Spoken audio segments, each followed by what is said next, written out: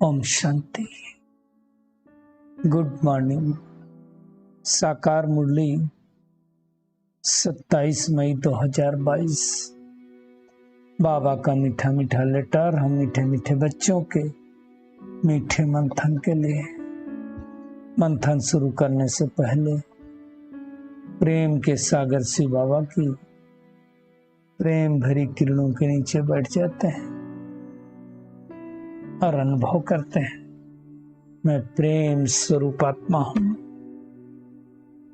प्रेम से लबालब भरपूर हूं। प्रेम की रसनियां मीठे बाबा से हमारे ऊपर बरस रही हैं। आज मीठे बाबा ने कहा, मीठे बच्चे, विचार सागर मंथन कर भारत की हिस्ट्री ज्योग्राफी और नई दुनिया का संबंध सिद्ध कर बताओ, तो कल्प की आयु सिद्ध हो जाएगी। देखिए,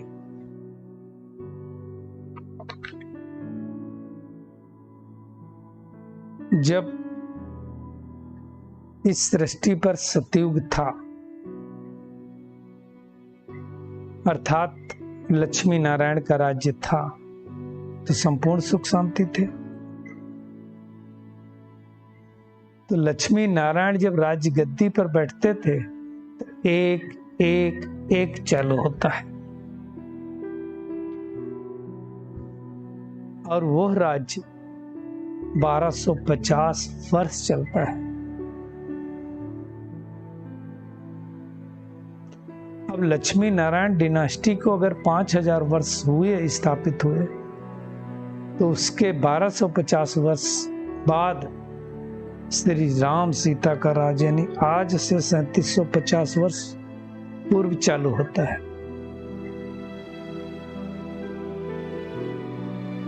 जो 1250 साल चलता है, यानी 2500 साल विक्रमाजीत संवत चलता है।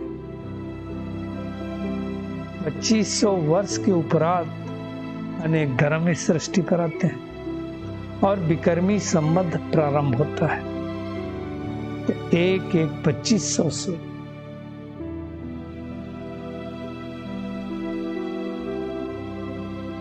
अब तक फिर अनेक धर्म आते हैं। 2500 वर्ष पूर्व इब्राहिम आए, इस्लाम धर्म की स्थापना हुई। उसके 250 वर्ष बाद यानी 2250 वर्ष पूर्व बौद्ध जी आए, बौद्ध धर्म की स्थापना हुई बुद्ध से। और उसके 250 वर्ष बाद जीसस क्राइस्ट आए, क्रिश्चियन धर्म की स्थापना हुई। तो इस तरह से संबंध निकाल सकते हैं। आज का प्रश्न है, तुम बच्चों को अभी कौन सी धुन लगी हुई है जो मनुष्यों से भिन्न है? बाबा कहते तुम्हें धुन है। क्या धुन है? कि विश्व का बेड़ा जो डूबा हुआ है, हम उसे सैल्वेज करें, सबको सच्ची सच्ची सत्यनारायण की कथा व अमर कथा सुनाएं, जिससे सबकी उन्नति हो। इतने बड़े बड़े महल, बिजली, अभी सब कुछ है, परंतु आर्टिफिशियल है ना।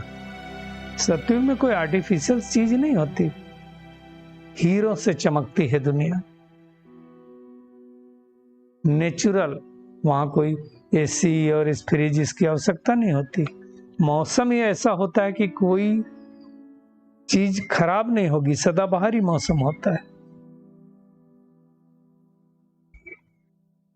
तो अब बाबा करके पुनः जो सतयुगी दुनिया थी उसकी स्थापना कर रहे हैं। इसलिए परमात्मा को गरीब नवाज कहा जाता है।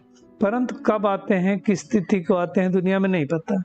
तो कहा जाता है सन 1936 में पहली बार परमात्मा निराकार शिव बाबा की पदरामणि ब्रह्मातन में हुई, और तब से आज तक सच्ची सच्ची सत्यनारायण की कथा सुनाते रहते हैं।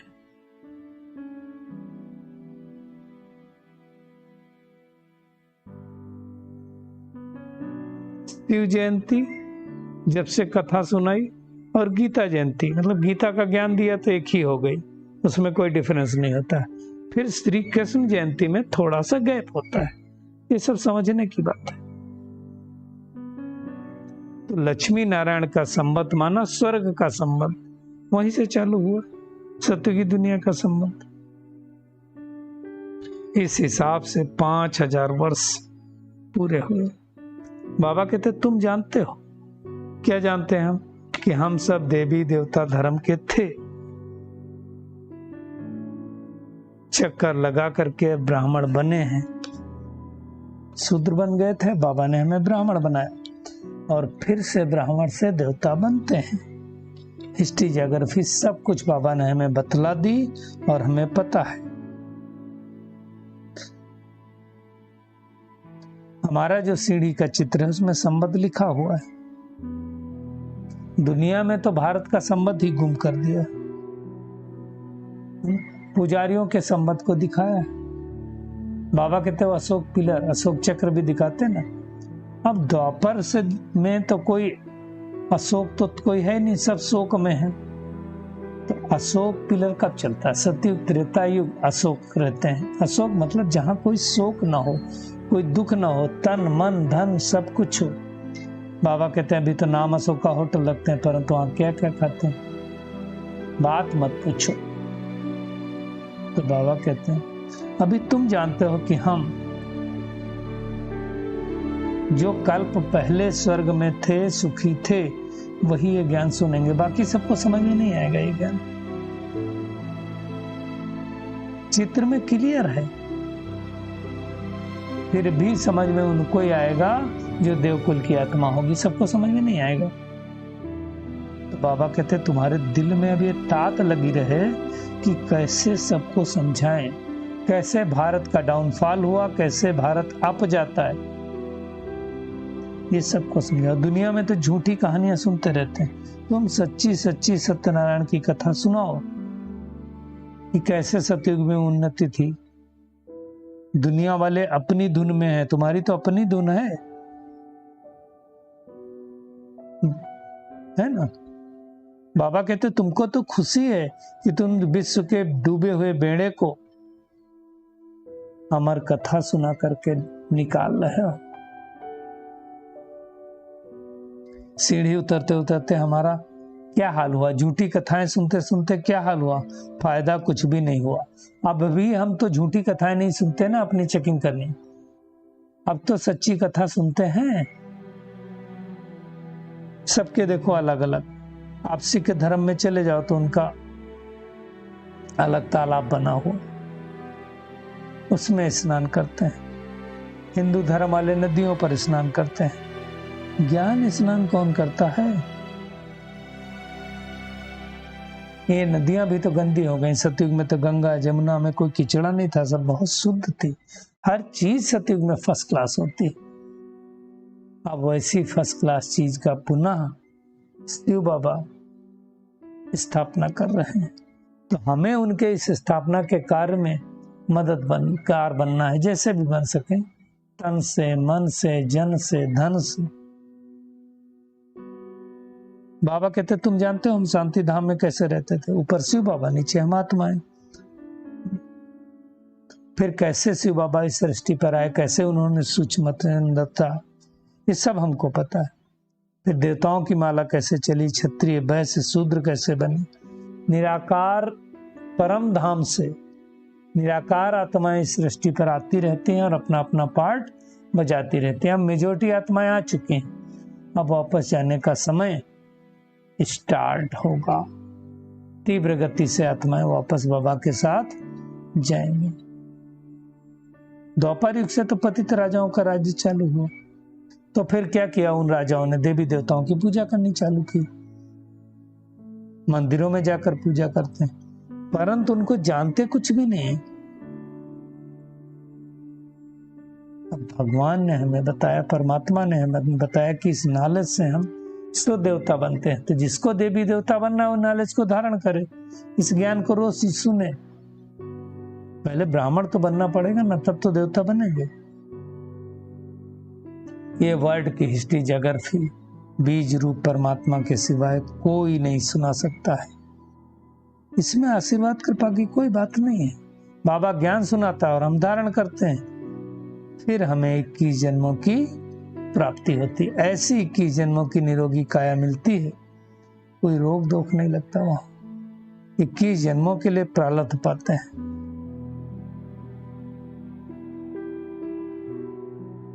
तो ऐसी श्रेष्ठ तकदीर हमें बाबा की याद के द्वारा अपने अंदर धारणा करके हमें बनानी है। तो बाबा कहते तुम सबको तिथि तारीख के साथ सब सत्यनारायण की कथा सुनाओ। कब सत्यनारायण का था, कैसे 84 जन्म उतरे, क्या क्या हुआ, वो सब सुनाओ। एक कहानी के रूप में सुनाएंगे तो सबको ज्यादा समझ में आएगा, है ना। कि इस भारत देश की बात है, 5000 वर्ष पहले ये था, फिर 3750 वर्ष पूर्व ये था, फिर 2500 वर्ष पूर्व ये था, फिर 1250 वर्ष पूर्व ये था। कैसे कैसे हम सृष्टि पर परिवर्तन हुआ वो सब सुनो। कैसे लक्ष्मी नारायण का घर था, घराना था, है ना।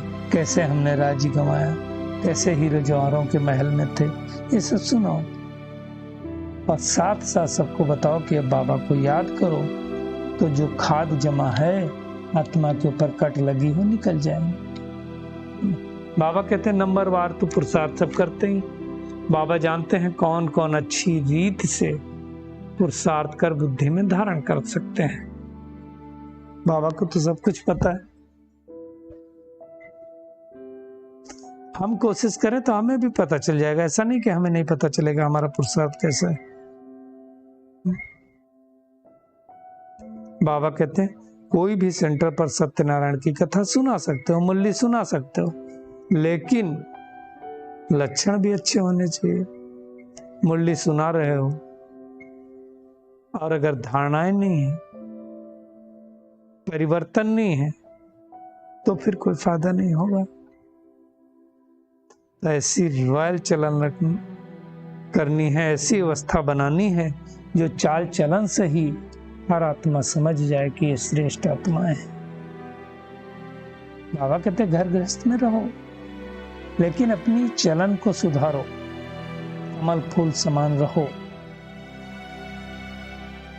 जब धारणा हो तो सर्विस करो, नहीं तो फिर बगैर धारणा के सर्विस करेंगे तो आपको फल मिलेगा नहीं। तो आज सारा दिन क्या करना है, एक तो सबको सच्ची सच्ची सत्यनारायण की कथा सुनानी है, संबत सिद्ध करके बतलाना है।